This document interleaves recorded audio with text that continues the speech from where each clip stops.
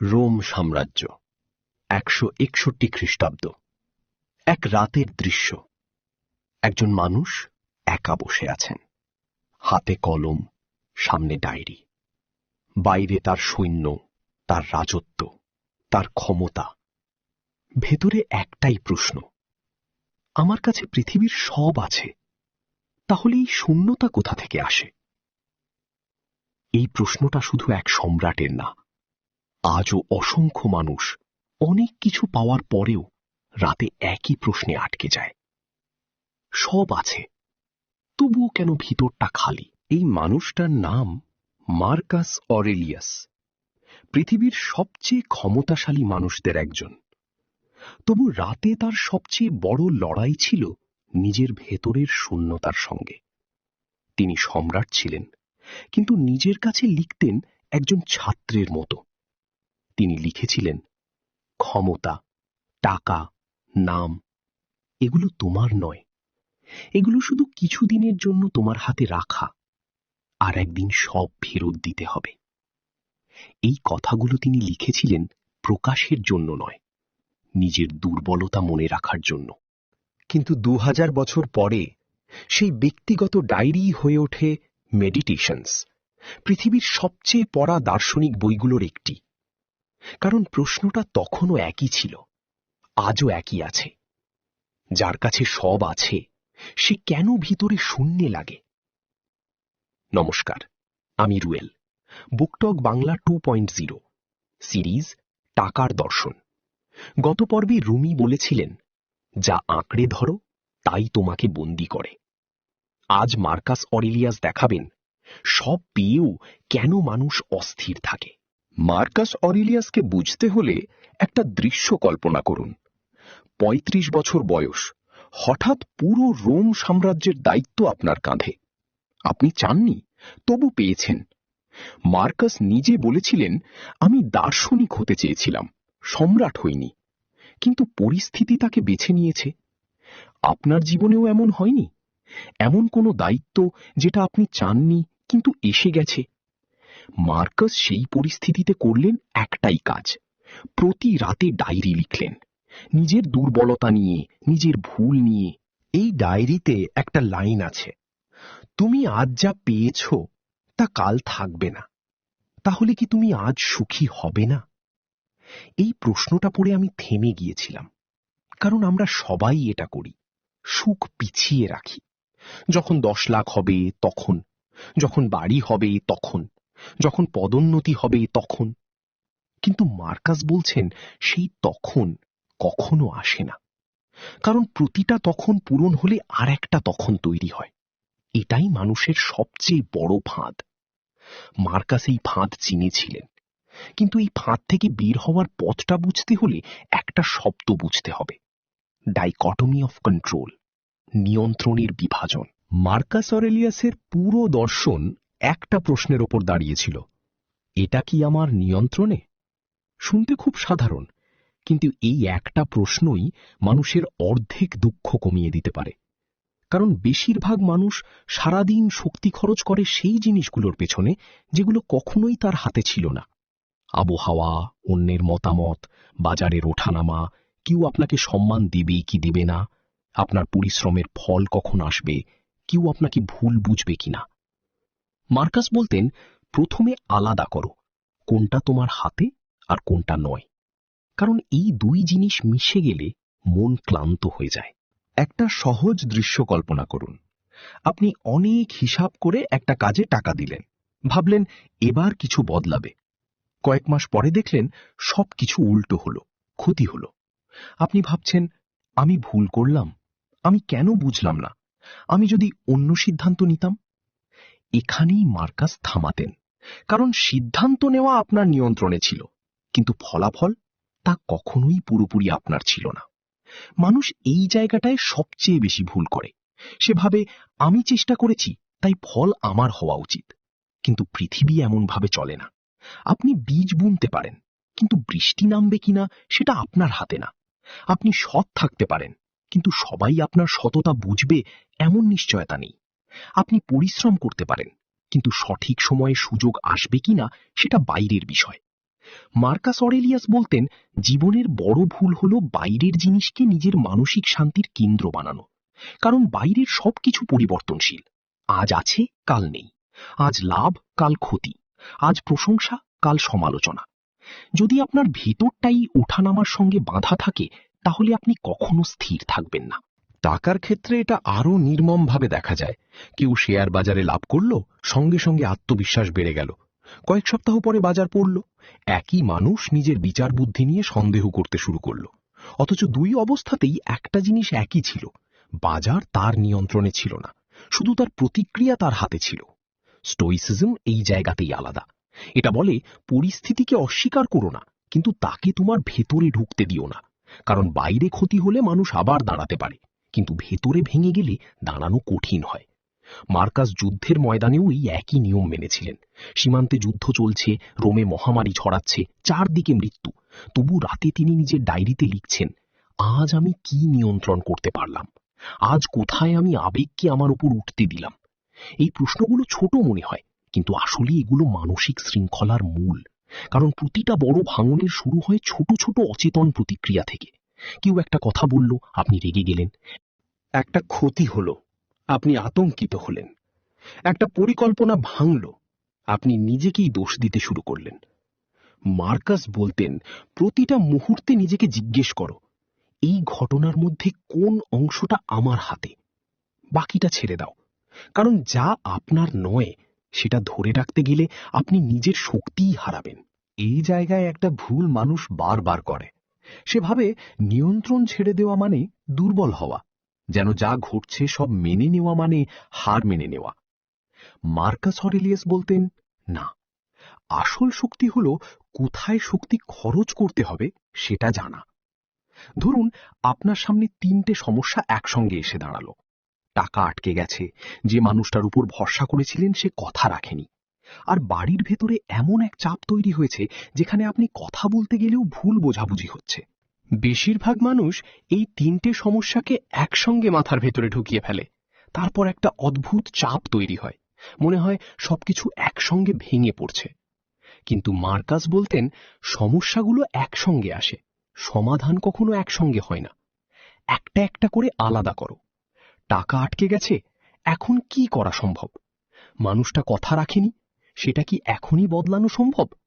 পরিবারের চাপ, সেখানে কি আজ শুধু শান্ত থাকা সম্ভব? এইভাবে আলাদা না করলে মন সবকিছুকে একসঙ্গে বিপদ হিসেবে দেখে, আর তখন মানুষ সিদ্ধান্ত নেয় ভয়ের ভিতর থেকে। মার্কাস অরেলিয়াস নিজের ডায়েরিতে বহুবার লিখেছেন, জিনিসকে যেমন আছে তেমন দেখো, তোমার ভয় যেমন বলছে তেমন না।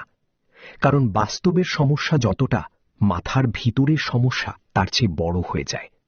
একটা লোকসান হয়েছে, বাস্তব, কিন্তু এবার সব শেষ, এটা বাস্তব না, এটা ব্যাখ্যা।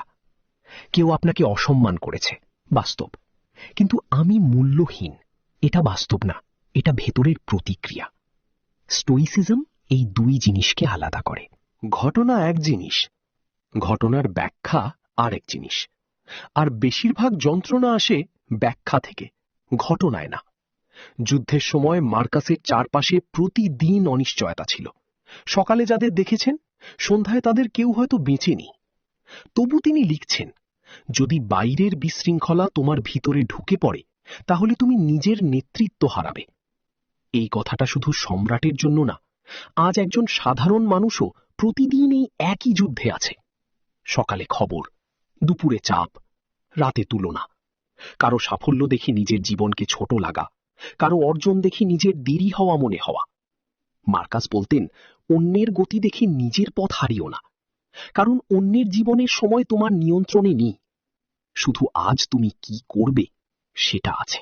কিন্তু মার্কাস অরেলিয়াস এখানে একটা কঠিন সত্য বলেছিলেন, মানুষ টাকা হারিয়ে যতটা কষ্ট পায়, তার চেয়ে বেশি কষ্ট পায় টাকার সঙ্গে নিজের নিরাপত্তা বেঁধে ফেললে।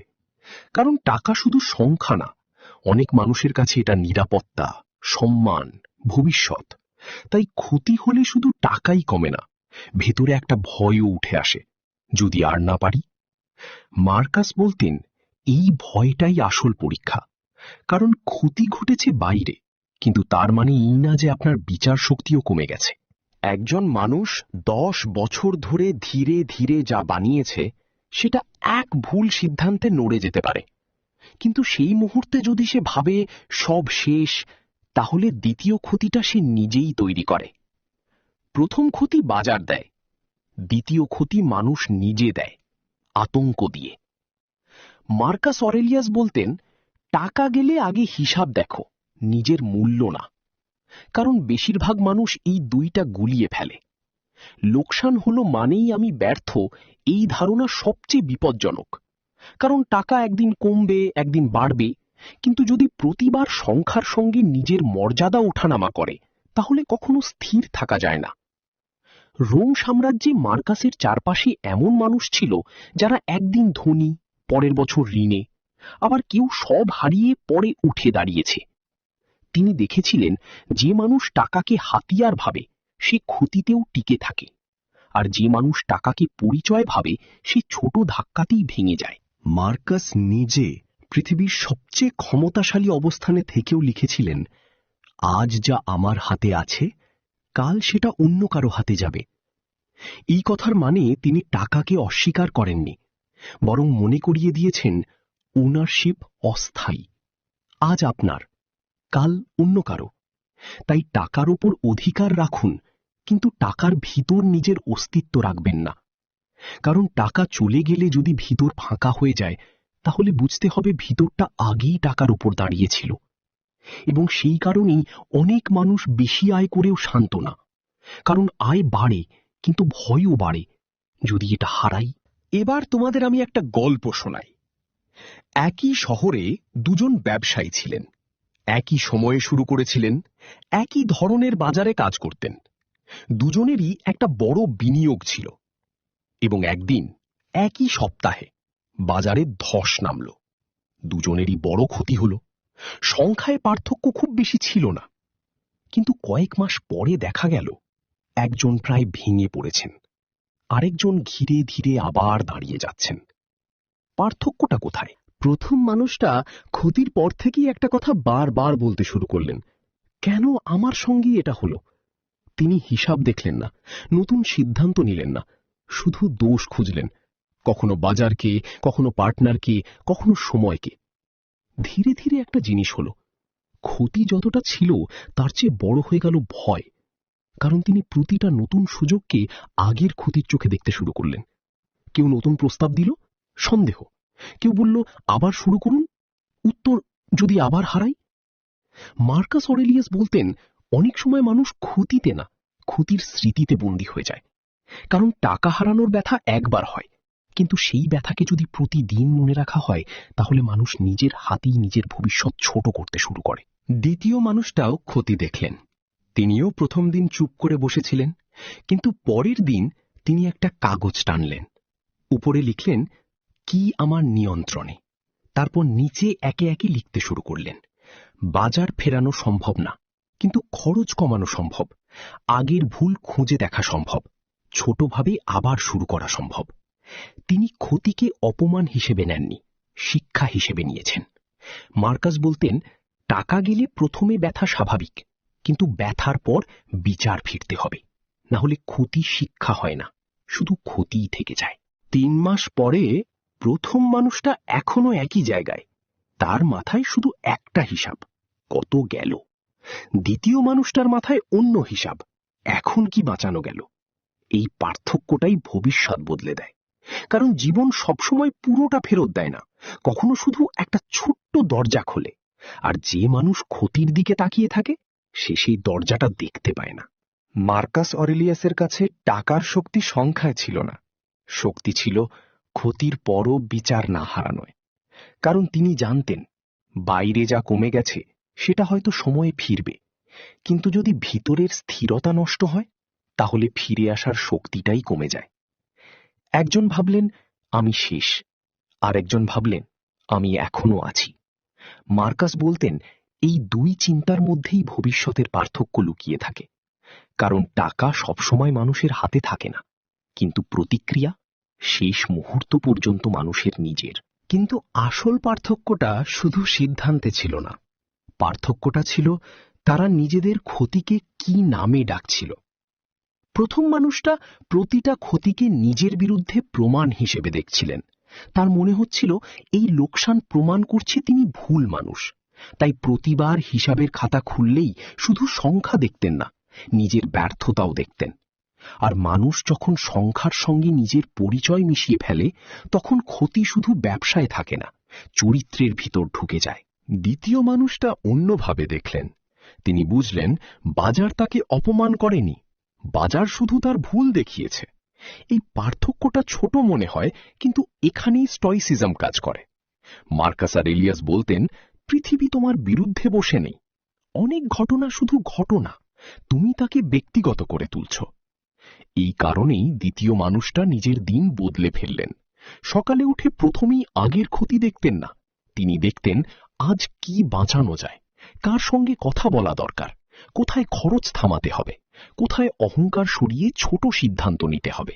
কারণ তিনি জানতেন বড় পতনের পরে বড় সিদ্ধান্ত সবসময় দরকার হয় না, অনেক সময় দরকার হয় ছোট কিন্তু পরিষ্কার পদক্ষেপ।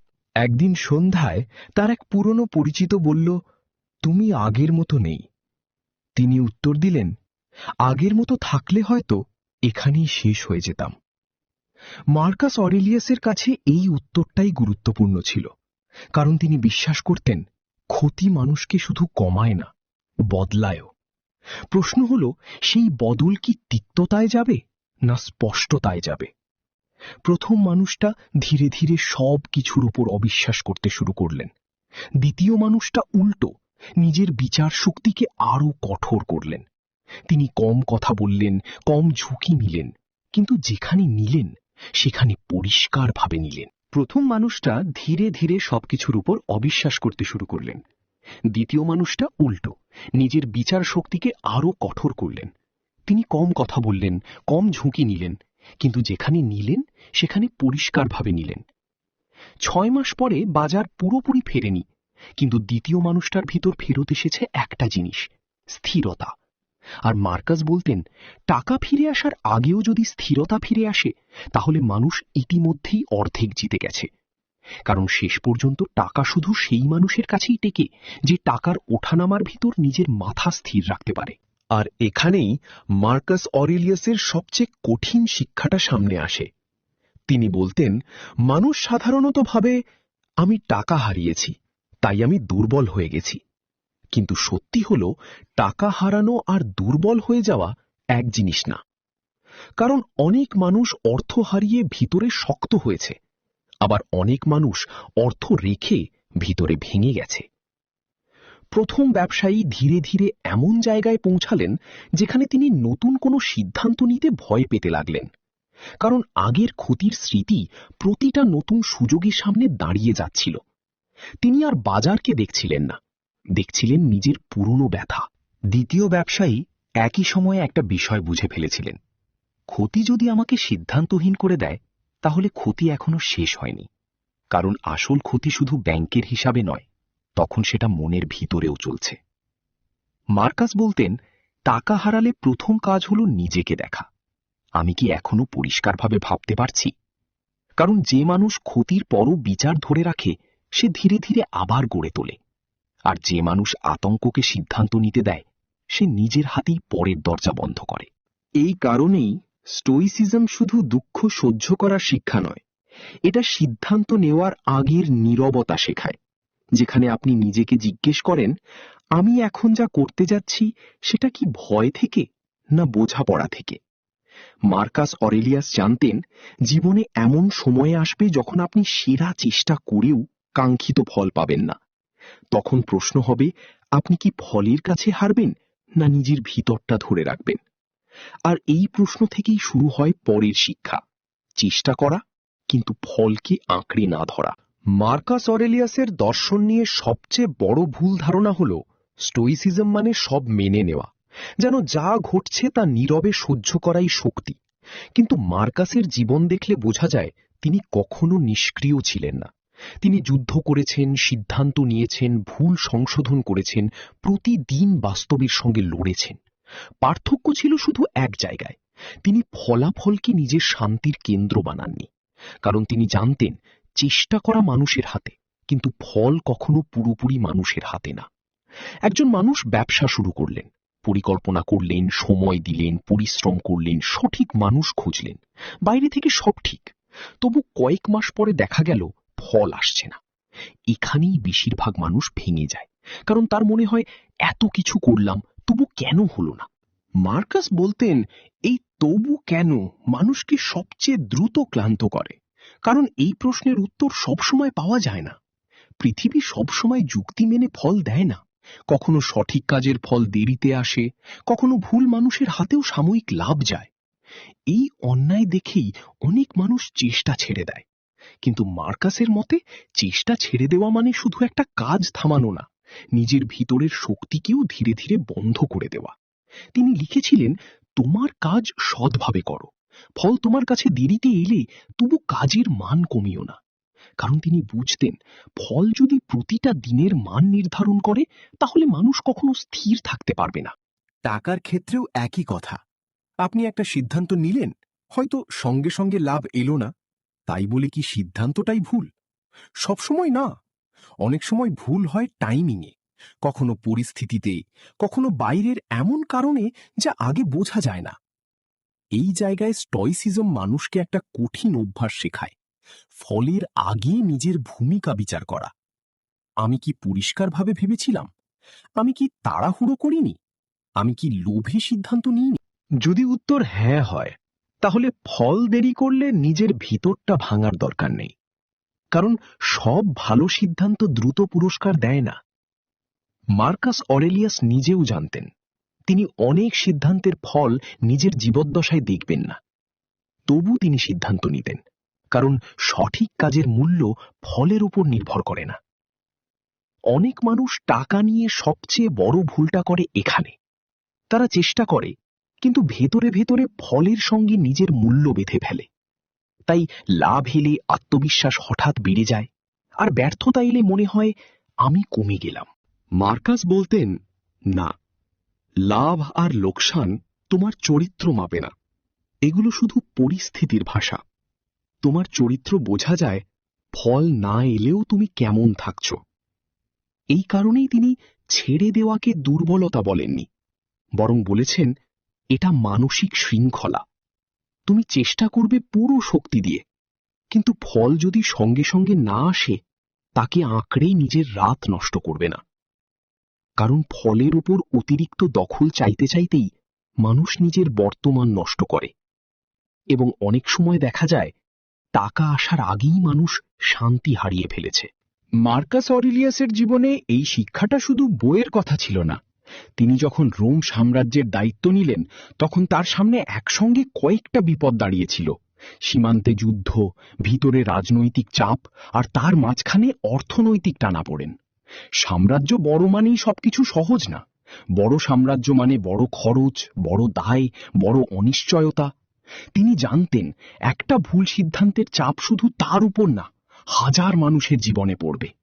তবু তিনি প্রতিটা সিদ্ধান্তের পরে নিজেকে একটা কথা মনে করিয়ে দিতেন, আমি যা করতে পারি সেটা করেছি, এখন ফল সময়ের হাতে। এই মানসিকতা খুব কঠিন, কারণ আমরা সাধারণত কাজের পরে অপেক্ষা করতে পারি না। আমরা সঙ্গে সঙ্গে জানতে চাই ঠিক হলো না ভুল হলো। টাকার ক্ষেত্রেও এই অস্থিরতা সবচেয়ে বেশি দেখা যায়। কেউ একটা পরিকল্পনা করলো, তারপর প্রতিদিন ফল দেখতে শুরু করলো। আজ কত বাড়লো, কাল কত কমলো। মানুষ এত দ্রুত ফল মাপতে গিয়ে অনেক সময় সিদ্ধান্তের শক্তিটাই নষ্ট করে ফেলে। মার্কাস বলতেন, যদি প্রতিটা বীজ রোপণের পরেই মাটি খুঁড়ে দেখো সেটা বাড়ছে কিনা, তাহলে গাছই মরবে। এই কথাটা টাকার জগতে আরো নির্মমভাবে সত্যি, কারণ কিছু সিদ্ধান্ত সময় চায়, কিছু পরিবর্তন নীরবে হয়, কিছু ফল আসে তখন যখন মানুষ ইতিমধ্যেই হাল ছাড়তে বসেছে। এই কারণেই তিনি ধৈর্যকে শুধু গুণ বলেননি, অর্থের ক্ষেত্রেও শক্তি বলেছেন। অনেক মানুষ চেষ্টা করে, কিন্তু ফল দেরি হলে বিরক্ত হয়ে পথ বদলে ফেলে। তারপর নতুন পথে আবার একই অস্থিরতা। ফলে বছর যায়, পরিশ্রম হয়, কিন্তু ভিতরে কোনো স্থির জমি তৈরি হয় না। মার্কাস অরেলিয়াসের মতে মানুষ প্রায়ই ফল বদলাতে গিয়ে নিজের চরিত্র বদলে ফেলে। আজ সৎ, কাল শর্টকাট।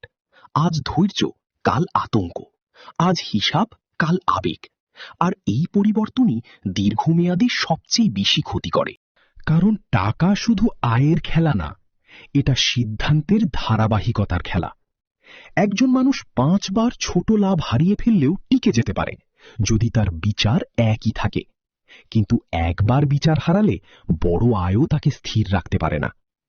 এই জন্য মার্কাস লিখেছিলেন, নিজের কাজের মানকে বাইরের করতালির ওপর দাঁড় করিও না, কারণ বাইরে সবাই সবসময় বুঝবে না, সবাই সবসময় সঙ্গে থাকবে না, আর সব ফলও সঙ্গে সঙ্গে দেখা যাবে না।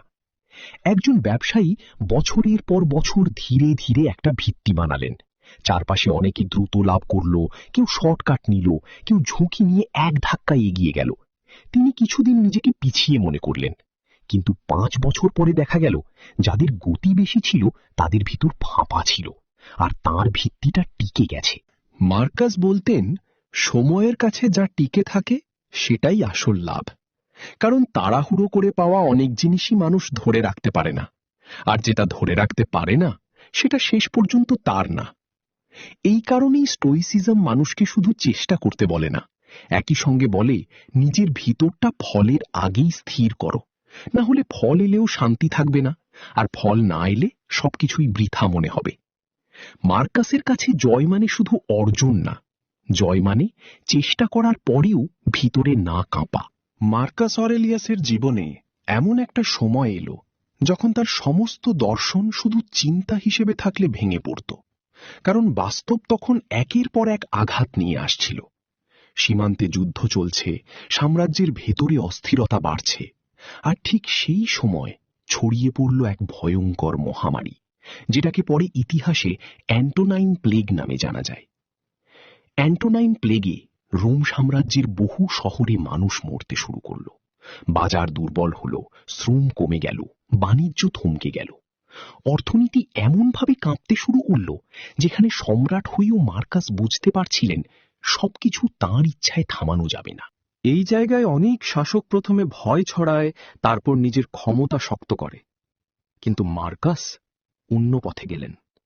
তিনি জানতেন আতঙ্কের মধ্যে মানুষ ভুল সিদ্ধান্ত নেয়, আর অর্থনৈতিক ভয় ছড়ালে সমাজ আরো দ্রুত ভেঙে পড়ে।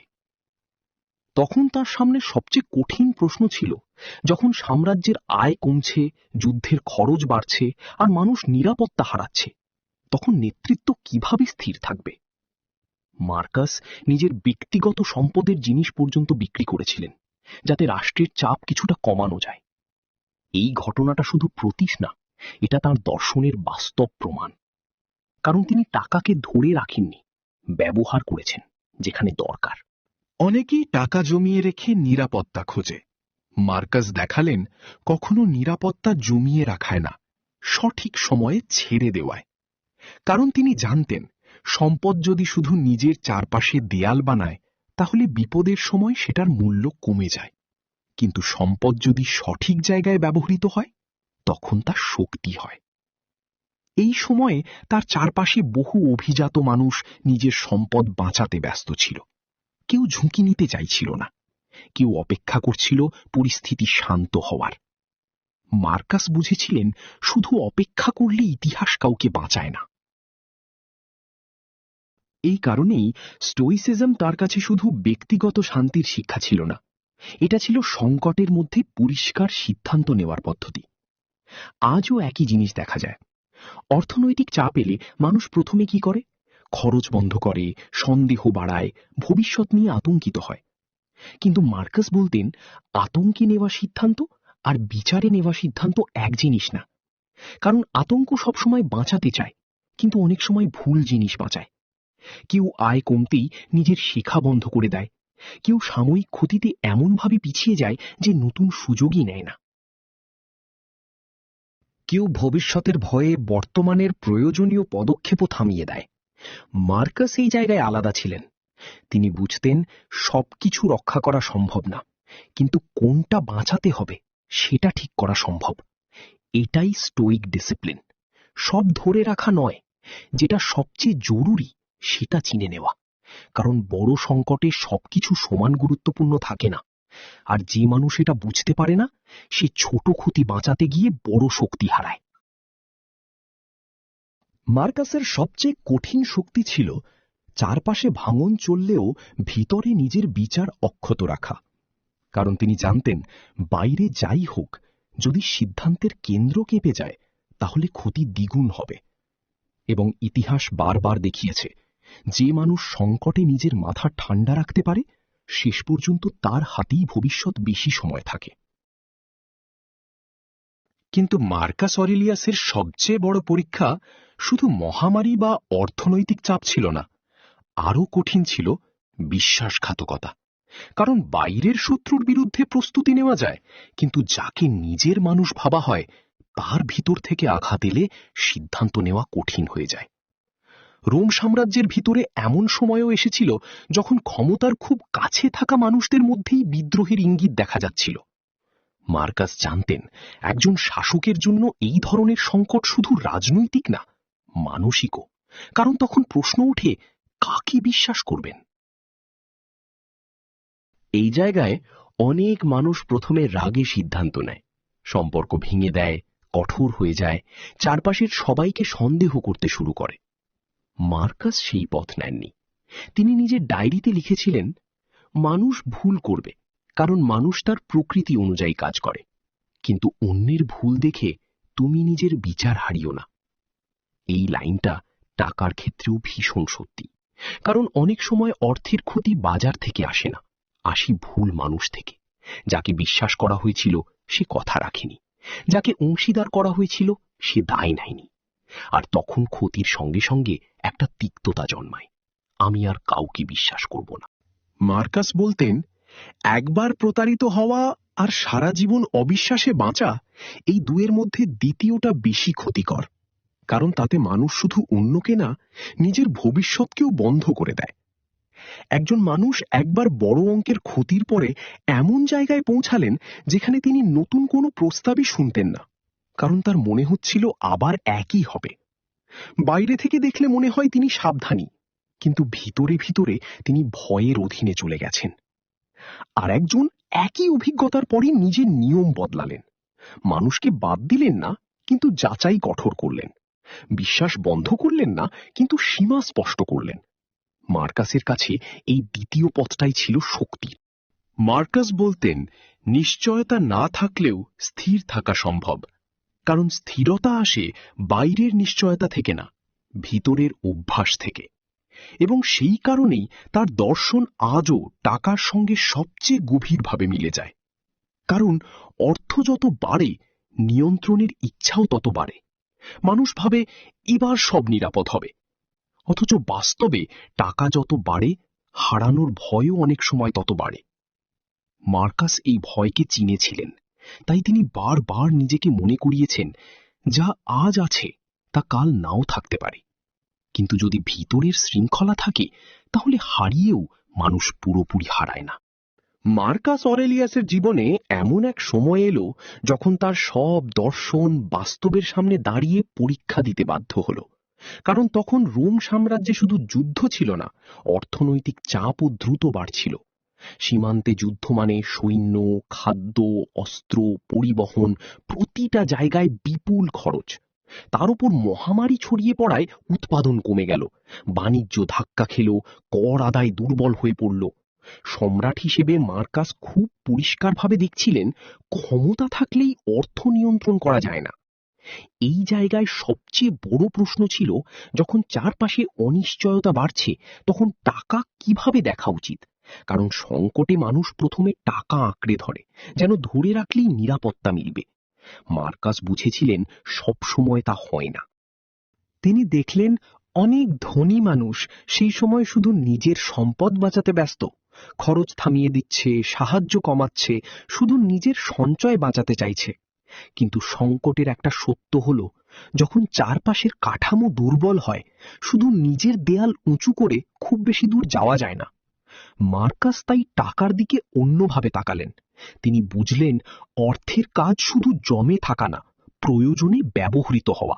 কারণ ব্যবহার না হওয়া সম্পদ কখনো কখনো নিরাপত্তা না, ভয়ের প্রমাণ হয়ে যায়। ইতিহাসে উল্লেখ আছে, তিনি নিজের ব্যক্তিগত সম্পদের জিনিস পর্যন্ত বিক্রি করেছিলেন রাষ্ট্রের চাপ কমাতে। এই সিদ্ধান্ত শুধু রাজনৈতিক ছিল না, গভীর মানসিকও ছিল। কারণ তিনি দেখাতে চেয়েছিলেন যা হাতে আছে তা চিরস্থায়ী না। প্রয়োজনে ছাড়তে না পারলে সম্পদ মানুষকে শক্তিশালী করে না, দুর্বল করে। এখানেই স্টয়সিজম টাকার বিষয়ে সবচেয়ে কঠিন শিক্ষা দেয়। যা আছে তা ধরে রাখো, কিন্তু এমন ভাবে না যেন সেটা ছাড়া তুমি ভেঙে পড়বে।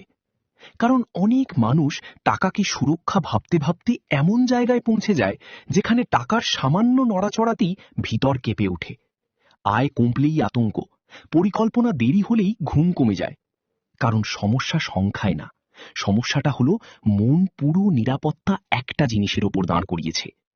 মার্কাস বলতেন, যদি তোমার শান্তি শুধু আয়ের ওপর দাঁড়ায়, তাহলে আয় বাড়লেও ভয় যাবে না, বরং অনেক সময় ভয় বাড়বে। কারণ তখন মনে হবে এটা যদি কমে যায়। এই কারণেই তিনি অর্থকে সম্মান করেছেন, কিন্তু উপাসনা করেননি। কারণ টাকার মূল্য আছে, কিন্তু টাকার ক্ষমতা সীমিত। এটা চিকিৎসা দিতে পারে, সময় কিনতে পারে, সুযোগ খুলতে পারে, কিন্তু স্থিরতা কিনতে পারে না। আর যে মানুষ এই সীমাটা বোঝে না, সে যত বেশি পায় তত বেশি হারানোর ভয় জমায়। মার্কাসের কঠিন পরীক্ষাটা এখানেই। চারপাশে সাম্রাজ্য কাঁপছে, অর্থচাপ বাড়ছে, তবু তিনি নিজের ডায়েরিতে ফিরে গিয়ে একই প্রশ্ন করছেন, এখন আমার নিয়ন্ত্রণে কি? কারণ তিনি জানতেন, আতঙ্কে সাম্রাজ্যও ভুল সিদ্ধান্ত নেয়, মানুষও ভুল সিদ্ধান্ত নেয়। এবং টাকার ক্ষেত্রে ভুল সময়ে নেওয়া এক সিদ্ধান্ত অনেক সময় বহু বছরের পরিশ্রমের চেয়ে বেশি ক্ষতি করে। সংকটের সময় একটা বিষয় খুব পরিষ্কার হয়ে যায়, কার কাছে টাকা আছে আর কার কাছে টাকার সঙ্গে বাঁচার বুদ্ধি আছে। কারণ এই দুই জিনিস এক না। অনেক মানুষ স্বাভাবিক সময়ে খুব আত্মবিশ্বাসী দেখায়, আয় আছে, হিসাব চলছে, পরিকল্পনা এগোচ্ছে। কিন্তু চাপ আসার পর বোঝা যায় তাদের ভরসা আসলে নিজের ওপর না, পরিস্থিতির ওপর ছিল। পরিস্থিতি বদলাতেই ভিতরের স্থিরতা ভেঙে যায়। মার্কেস অরেলিয়াস এই জিনিস খুব গভীরভাবে দেখেছিলেন।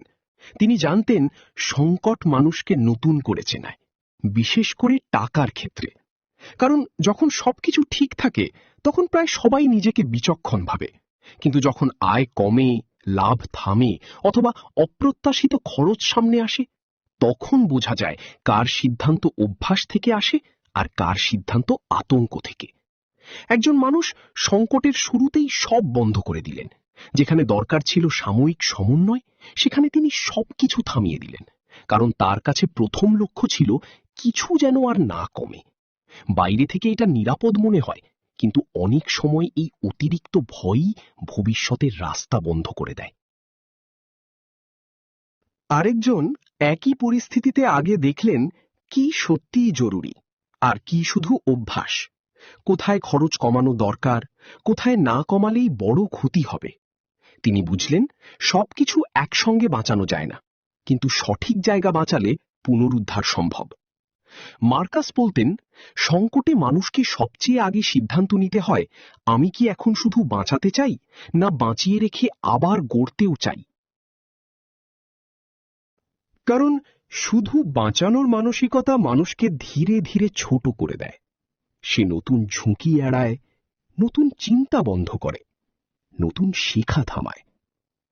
তারপর কিছুদিন পরে সে দেখে টাকা পুরো যায়নি, কিন্তু এগুনোর ক্ষমতা কমে গেছে। এই কারণেই স্টয়সিজম টাকার সঙ্গে একটা ভারসাম্য শেখায়। ক্ষতি দেখো, কিন্তু ক্ষতির কারণে নিজের ভবিষ্যৎ সংকুচিত করো না। মার্কাস অরেলিয়াস জানতেন, সাম্রাজ্য চালাতে হলে সব সময় কিছু অনিশ্চয়তা মেনে নিতে হয়।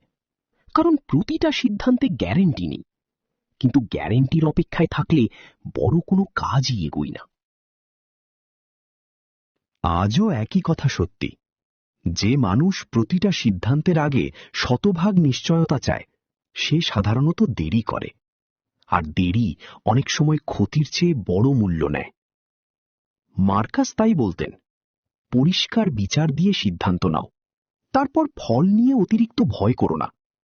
কারণ টাকার জগতে একদম নিরাপদ পথ বলে কিছু নেই, আছে শুধু বেশি সচেতন পথ আর কম সচেতন পথ। এবং যে মানুষ সংকটেও নিজের বিচার অক্ষত রাখে সে অনেক সময় কম সম্পদ নিয়েও বেশি দূর যায়, কারণ তার সবচেয়ে বড় সম্পদ তখনও অক্ষত থাকে, সিদ্ধান্ত নেওয়ার ক্ষমতা।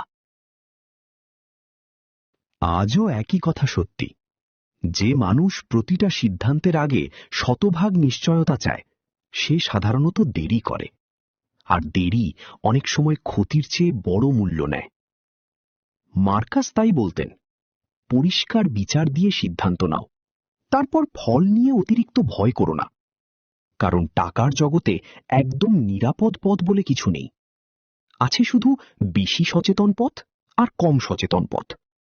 এবং যে মানুষ সংকটেও নিজের বিচার অক্ষত রাখে সে অনেক সময় কম সম্পদ নিয়েও বেশি দূর যায়, কারণ তার সবচেয়ে বড় সম্পদ তখনও অক্ষত থাকে, সিদ্ধান্ত নেওয়ার ক্ষমতা। মার্কাস অরেলিয়াস বারবার নিজেকে একটা কথা মনে করিয়ে দিতেন, একদিন সব শেষ হবে, শুধু জীবন না, মালিকানাও। আজ যা নিজের বলে মনে হচ্ছে একদিন তার উপর আপনার কোনো অধিকার থাকবে না। এই চিন্তাটাকে স্টয়সিজমে বলা হয় মেমিন্টো মোরি, মনে রেখো তুমি মরবে। অনেকেই এই কথাকে অন্ধকার ভাবে, কিন্তু মার্কাসের কাছে এটা ছিল টাকার উপর সবচেয়ে পরিষ্কার দৃষ্টিভঙ্গি তৈরি করার উপায়, কারণ মৃত্যু মনে রাখলে টাকার প্রকৃত জায়গাটা স্পষ্ট হয়।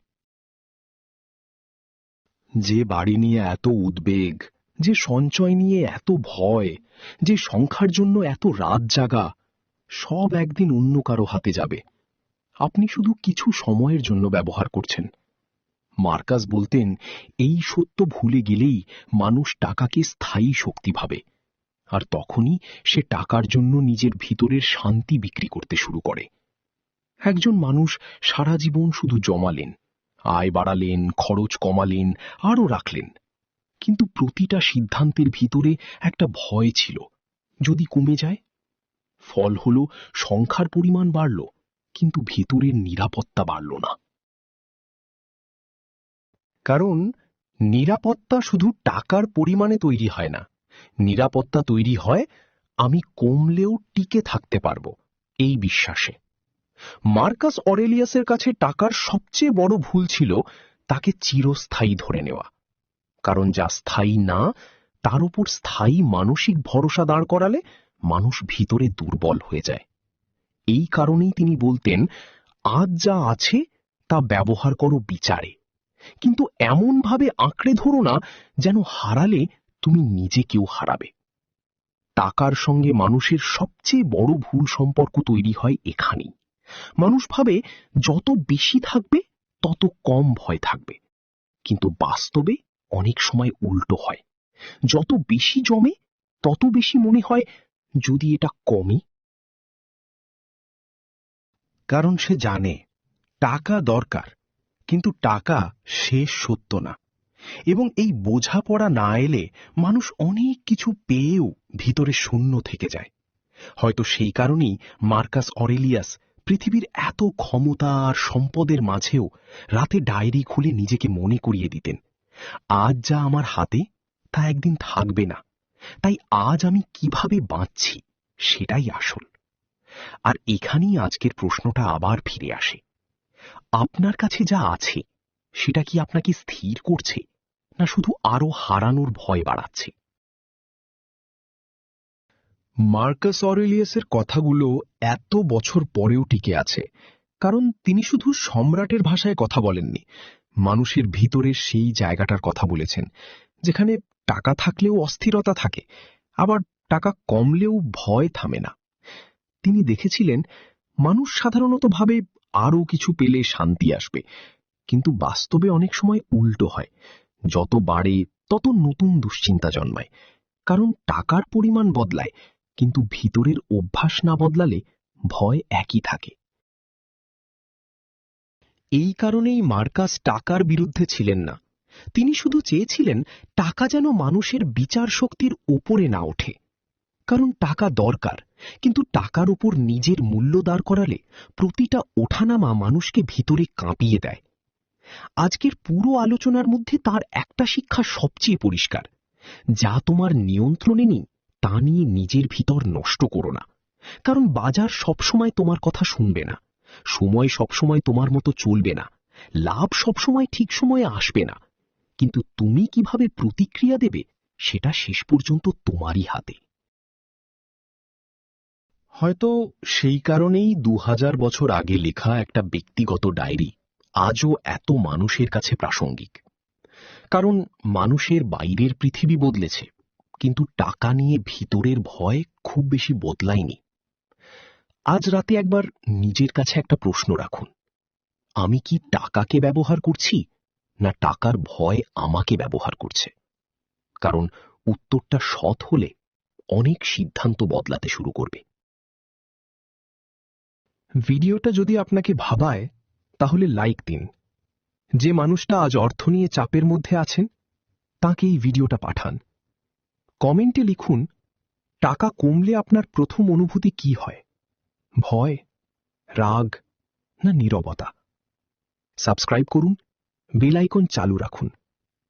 পরের পর্বে থাকবে সেনেকা, একজন মানুষ যিনি বিপুল সম্পদের মাঝেও নিজেকে ইচ্ছে করে অভাবের অভ্যাস করাতেন।